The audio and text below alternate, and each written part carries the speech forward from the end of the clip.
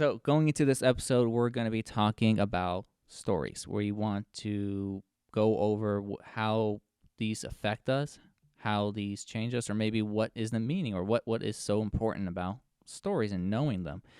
This is going to be a two-parter. So first half, we're just going to go over maybe the effect or the stories that we grow up learning and how that shapes us. And the second half or the second part of this episode is going to be including stories about from the Bible, stories that shape us, and stories that kind of change our life or the course of our life. And so thank you for tuning in with us. Hopefully you can enjoy this first episode.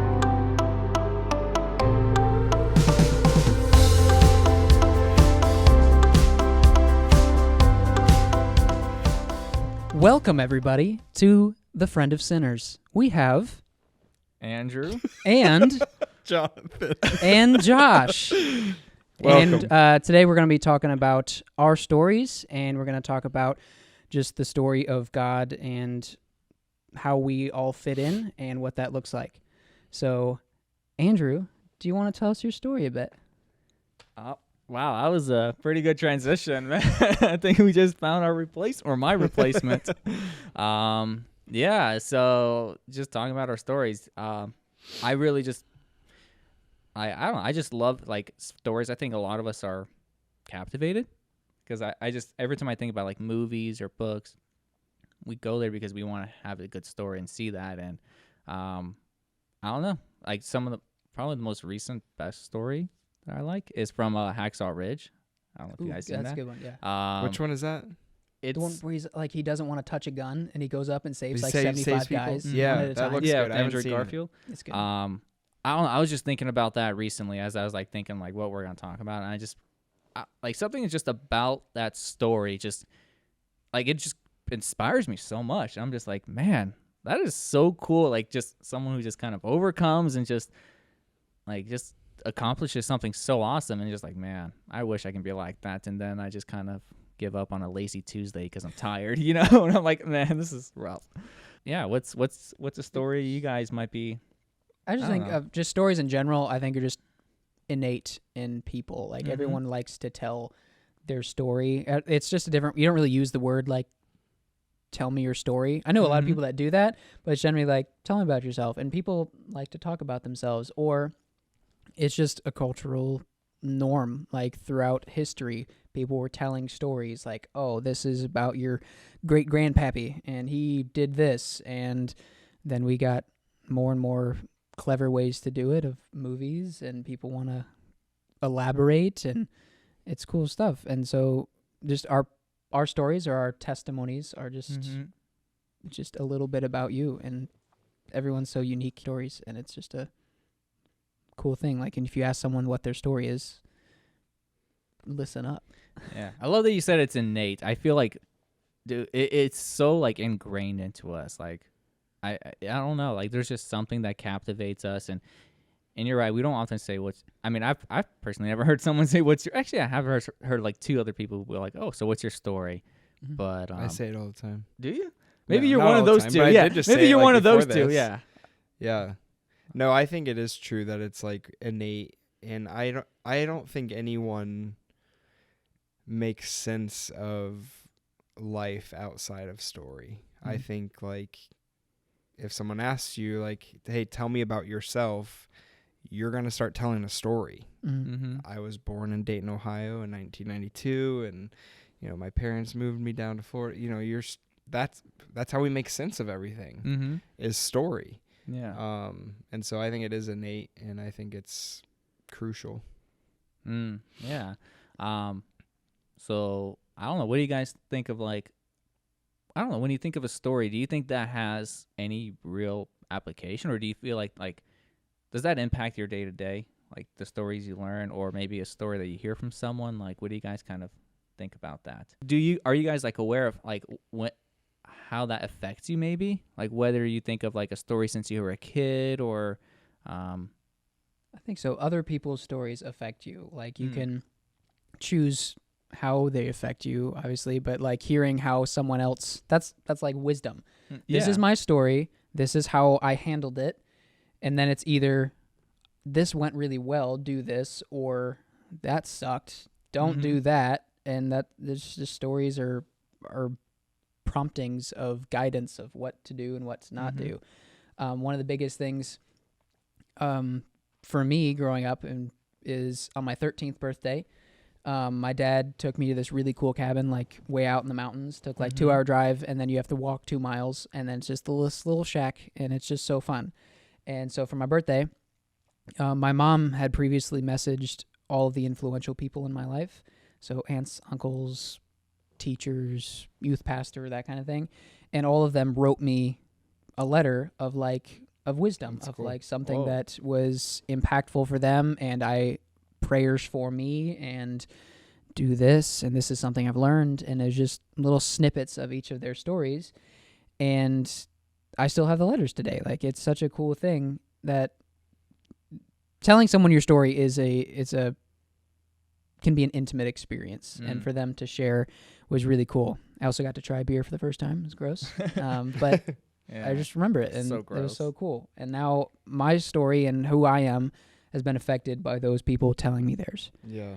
No, I think it does affect you, impact you for sure, whatever stories you hear. Or if I just told you about the story of some casualty or some traumatic event that might affect the rest of your night or rest of your day or whatever. But I think, too, we are brought up on stories and taught stories which maybe our parents tried to teach us or did so intentionally or unintentionally. I always pick on the American dream, but it's like the story of the American dream is just sort of like bred into Americans of you go to school, you graduate, you go to college, you get a good degree, you get a good job, you find the perfect spouse, you have 2.5 kids, you with a white picket fence. Like, that's the story of life. And since that's the way I understand all of life, I am going to find my role in that story of the American dream, and I'm going to go get the degree and go find the spouse and have 2.5 kids. Yeah, 2.5. I think you can get stuck in that, though, because if you're like, this is the story, this is what's supposed to happen, if you have an idea of what the ending is supposed to look like, then you get caught. And whenever you like turn the page and you're like, wait a second, that wasn't supposed to be there. Yeah. And it just affects your mood. Was it you that kept talking about like how if you know the ending, that changes your perspective of things or something like that? Was yeah. That, okay. I was trying to remember. I just like. I mean, a lot of people have talked. There's there's nothing new. I feel like I heard it from some wise man. Oh yeah, right. Nothing new under the sun. Yeah, possibly Solomon or C.S. Lewis might have said it or something. I don't know if it's Stephen Covey, his leadership book. One of the principles is start with the end in mind, and like if you start with the end and work your way backwards, then you can work towards that end. Yeah, which is again kind of like the American dream. The end is the white picket fence, and so everything that I'm going to do in my life is going to lead into that, hopefully. But I don't really think most people think in terms of like story stuff. I think it happens subconsciously, and they're not thinking about it, but it's happening. Does that make sense? Do you think that's true? Yeah, I like that we kind of mentioned earlier is like it kind of teaches something, and it's kind of funny how like maybe for me, I personally learn more from a story than necessarily from like here are some of the instructions of what to do, A plus B step, and this is what you should do or should not do. But like you just see a story, whether you see someone's failures or their success, you just kind of learn like, oh, that's a teaching moment.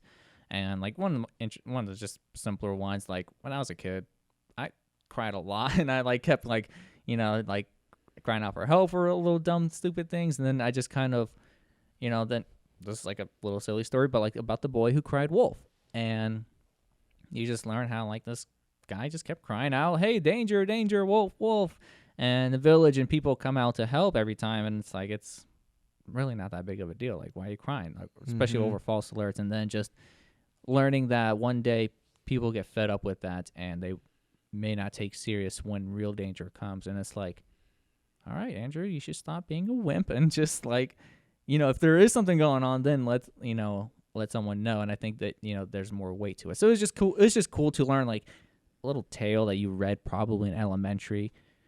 Like even that kind of helped me kind of grow out of that little phase when I was younger, for sure. Yeah.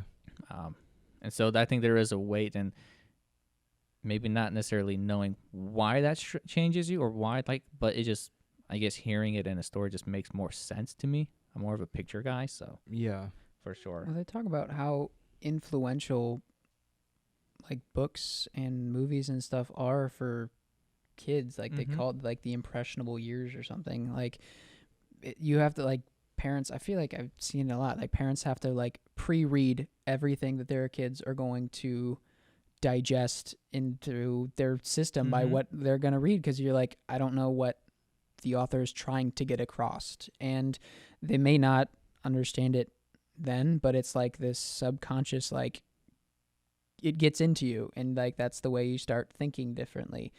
I think I just read a statistic that like 80% of your personality, your base personality, is formed by the time you're 6 years old or something like that. Oof. Which was like a crazy number. Yeah. So whatever you're feeding into, it's gonna grow, and those stories are important on what we believe and what not. Like I grew up, I've always loved movies. I've always loved superheroes. I've always loved that, and just I've always wanted, like, I've always liked the big strong characters, and I always want, that's like, I want to be that. I want to be the big strong guy that can save everybody. Yeah. I'm not a very big guy. But it's just like, that's just ingrained in me, that's what I grew up watching. That's the people I looked up to. And I was like, that's so cool. I want to be like that. And just something as simple as cartoons and stuff, that they have an effect. Yeah. I've always loved Batman. Just some guy who's not super extraordinary, just a normal man. Like, and he's, saving the world just as much as like Superman is. Like, that's kind of cool to me. I don't know. I don't like Batman, but sorry. Yeah, I'm some out people of can all be that some people stuff. can be wrong. That's just- fine. You know who Batman is? Huh? You know who Batman is, though. I know who he is. Yeah. Yeah. Yeah. I'm Okay. just- He's Bruce Wayne, by the way. Yeah. Thank you. Spoiler. Spoiler. Yeah, spoiler alert.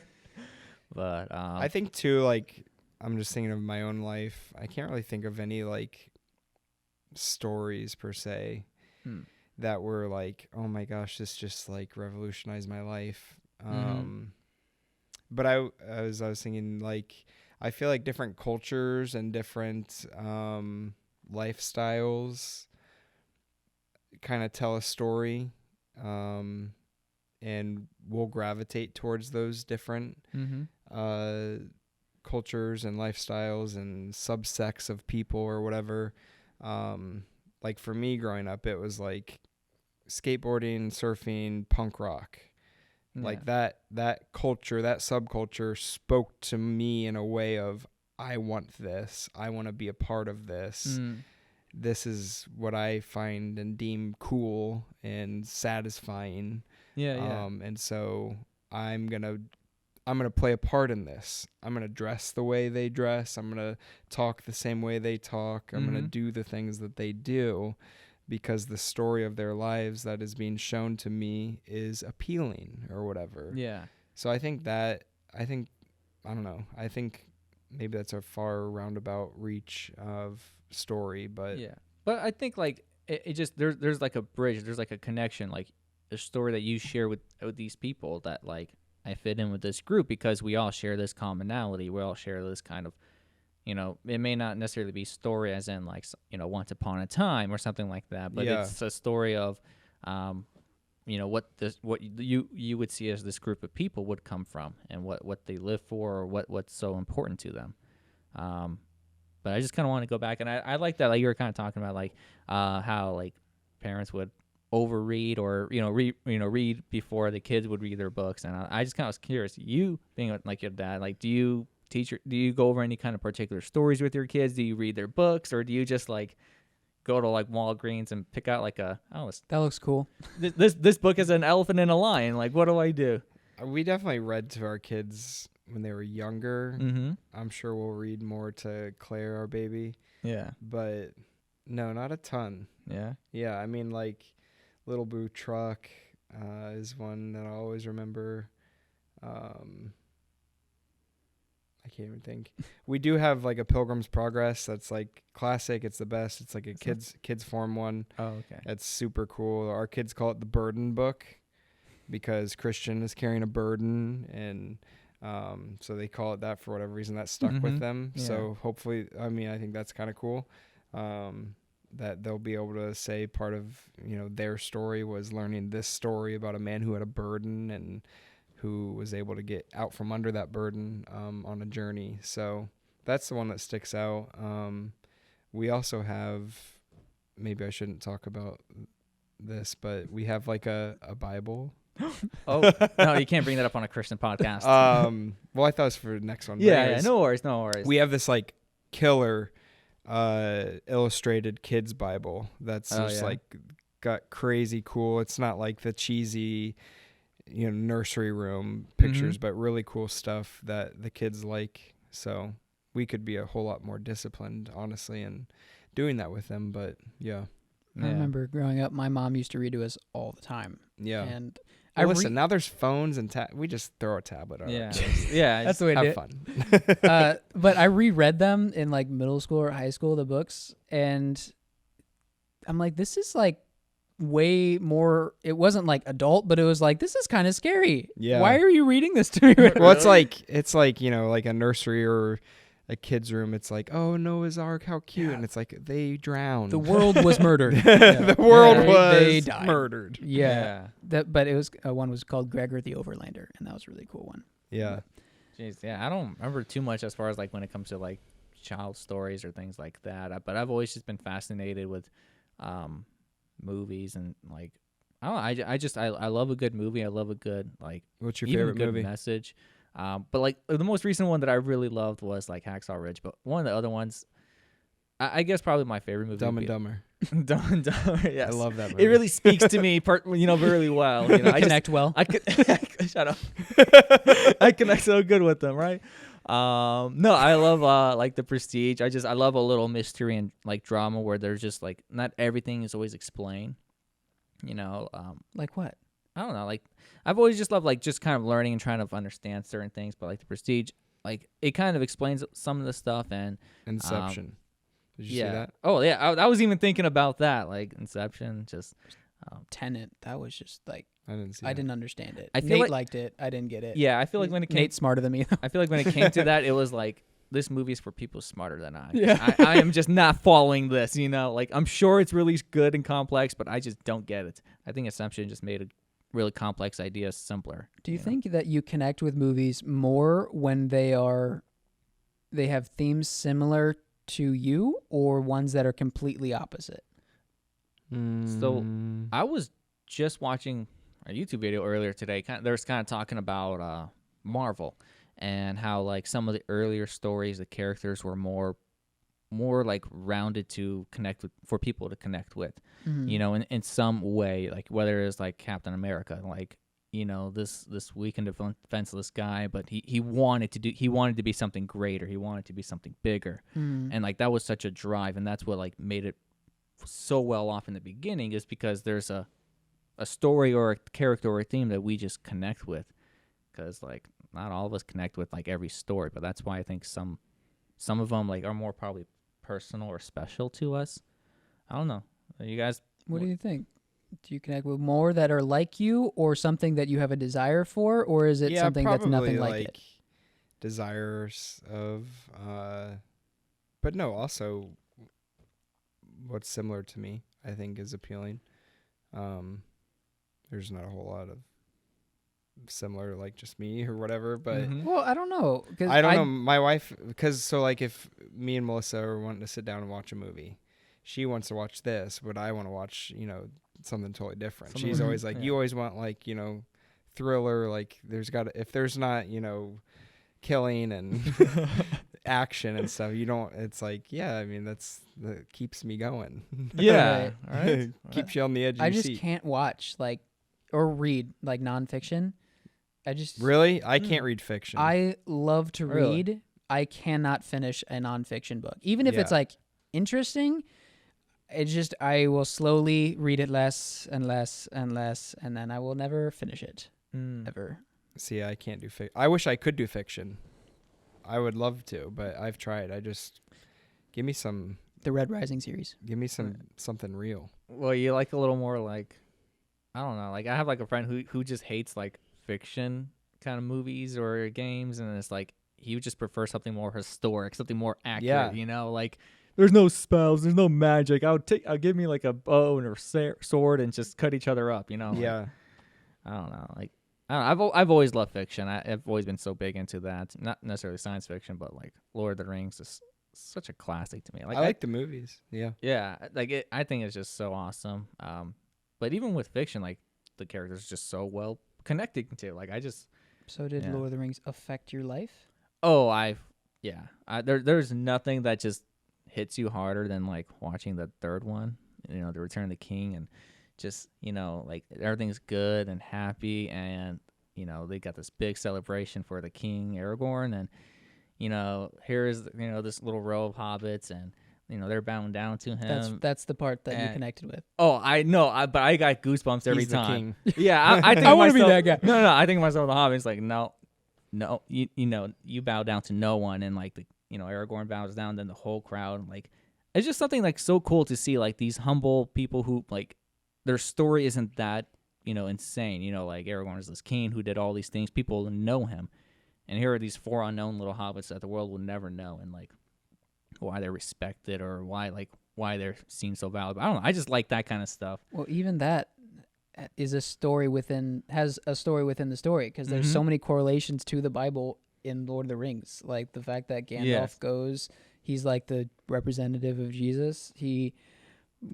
falls into the pit with the Balrog, Yeah. and then comes back a new man that's all white and shiny and glowing, and he's just a totally new character. Mm-hmm. And I believe the ring is supposed to represent like just the weight of sin and stuff. Yeah, I heard Throughout that the kind whole of story. interpretation, and I personally liked it, and so, yeah, it's such a good connection, between the Lord of the Rings and the Bible. I think there's just similarities, like Yeah. Narnia, which that was from C.S. Lewis, right? Yeah. Okay. Yeah.